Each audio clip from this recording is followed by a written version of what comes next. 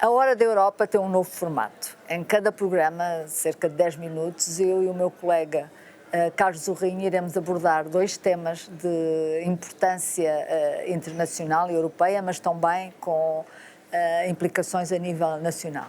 Para este programa escolhemos a recente cimeira da CPLP e o Regulamento dos Dados. Carlos, quer começar? Claro, com muito gosto. Aliás, a questão da CPLP tem um grande impacto para Portugal, obviamente, para os países de língua portuguesa, mas também no contexto europeu. A Cimeira realizou-se em São Tomé e Príncipe, que é o país que tem a presidência, no final de agosto, e a presidência de São Tomé e Príncipe é marcada por 2 temas muito importantes, a juventude e a sustentabilidade. No plano da sustentabilidade foi feita uma proposta no sentido do projeto piloto que já existe entre Portugal e Cabo Verde, de criar um fundo de eficiência ambiental, convertendo a dívida em fundo para o investimento no ambiente, poder ser generalizado. Isto é algo muito interessante e que podia servir não apenas para a CPLP, mas de forma mais alargada. E vejamos como as relações entre a União Europeia e a África têm estado, enfim, tensas ultimamente. Os recentes golpes, por exemplo, militares no Níger, no Gabão, enfim, nós temos que ter formas criativas de colaboração e esta é uma forma muito interessante. E no plano da juventude também realço a proposta muito importante em termos de mobilidade, da criação de um Erasmus entre os países da CPLP. O nome que foi proposto foi de Fratia, é uma referência, uma sugestão de Caetano Veloso, inspirado na mátria da nossa Natália Correia. Mas este desenvolvimento destes projetos são muito importantes, podem dar um novo impulso às linhas políticas de cooperação, quer no quadro da CPLP, quer da Europa com países com este tipo de características. Em relação à CPLP, a CPLP tem uma grande dificuldade em se tornar um bloco importante do ponto de vista económico e também há alguma dificuldade em implementar as decisões e de as tornar sustentáveis. Por vezes com alguma lentidão e por vezes não há a sustentabilidade dos projetos e volta-se um bocadinho ao princípio e dava o exemplo exatamente deste projeto Erasmus, porque quando estive no governo e em 2004 fizemos a cimeira da CPLP em Fortaleza, em que se decidiu... Já nessa altura se avançava. Avançou-se com o Erasmus e com toda a reconversão a Bolonha das universidades da CPLP. A conversão a Bolonha prosseguiu e maior parte dos cursos estão convertidos. Aliás, depois como professora do técnico colaborei, por exemplo, com Angola na conversão dos cursos para o sistema de Bolonha.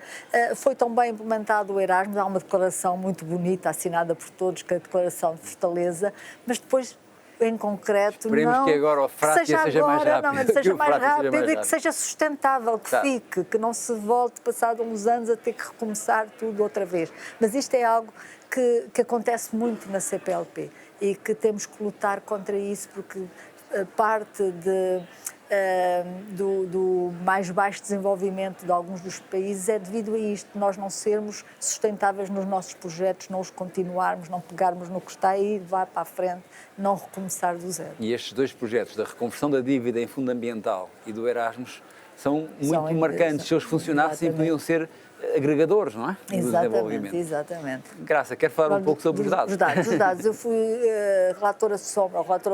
negociadora pelo PPE na Comissão do Mercado Interno dos Dados.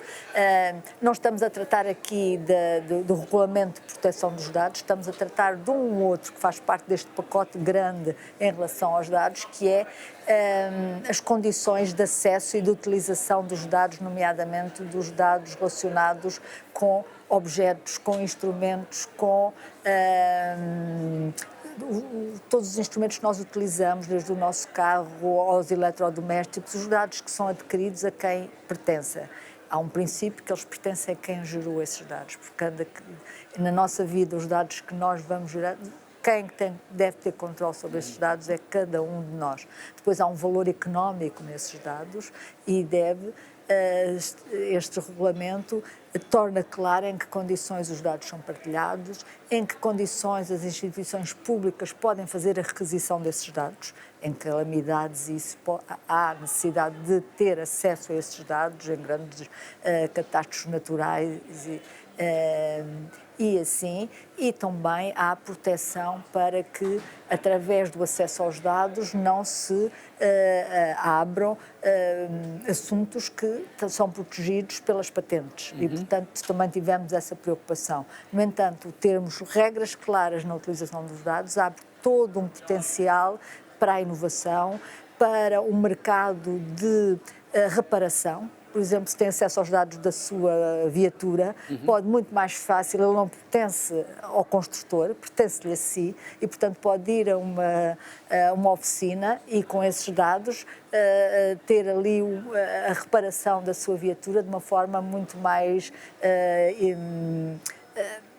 barata do que ter que ir a uma oficina qualificada da empresa que construiu, do construtor do carro. Portanto, há toda uma economia que se vai gerar a partir destas regras que estão bem definidas de quem são os dados e quem pode usar os dados, de reparação e muita inovação que se constrói à volta deste regulamento. Eu costumo dizer que este regulamento é a mãe de todos os regulamentos. Exatamente. Porque se nós estamos a viver cada vez mais numa sociedade, uma economia de dados, não é? Que os dados são o combustível básico de toda a transformação digital, se nós não conseguirmos ser competitivos com valores na gestão dos dados, nós não seremos competitivos mesmo enquanto União Europeia. Portanto, é a mãe de todos os dados, é a mãe de todos os regulamentos, e a União Europeia só será robusta e competitiva com um bom mercado de dados.